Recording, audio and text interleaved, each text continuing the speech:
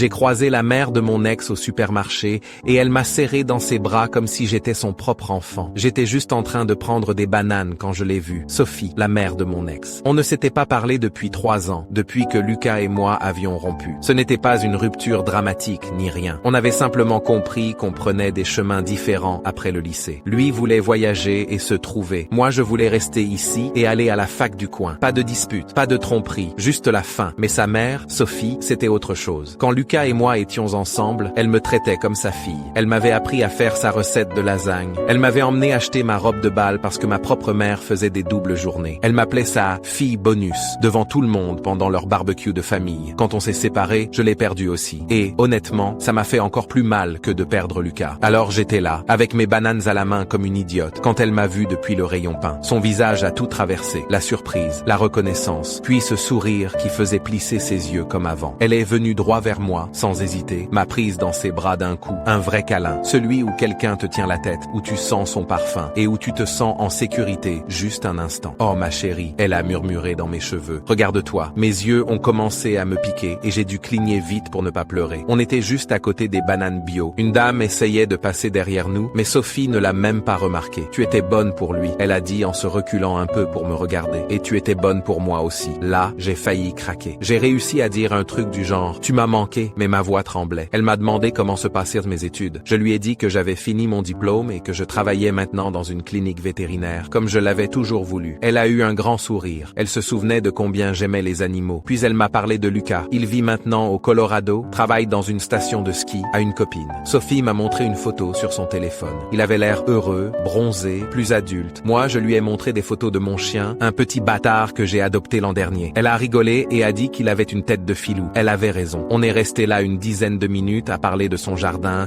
de mon nouvel appart, de trucs simples. Puis elle a dit quelque chose qui m'a marqué. Je prie encore pour toi tous les soirs, tu sais, comme toujours. Elle l'a dit comme si c'était évident, naturel, comme si c'était normal qu'elle ait encore une place pour moi dans ses pensées. Avant qu'on se quitte, elle a pris ma main et l'a serrée. Elle m'a dit de prendre soin de moi, que je pouvais l'appeler si j'avais besoin de quoi que ce soit. Elle a écrit son numéro au dos de mon ticket de caisse, même si je l'avais toujours enregistré sous Maman Sophie. Je l'ai regardée s'éloigner vers la caisse. Elle s'est retournée une fois pour me faire signe. Je suis resté là, avec mes bananes dans les mains, probablement encore 1 minute entière après son départ. Un gamin m'a rentré dedans avec son chariot, sans même s'excuser. Je suis rentré chez moi avec cette drôle de sensation, un mélange de tristesse et de gratitude. Triste parce que je me suis rendu compte à quel point elle m'avait manqué. Reconnaissante parce qu'elle n'était pas obligée de s'arrêter, ni de me serrer dans ses bras, ni de me dire qu'elle priait pour moi. Mais elle l'a fait.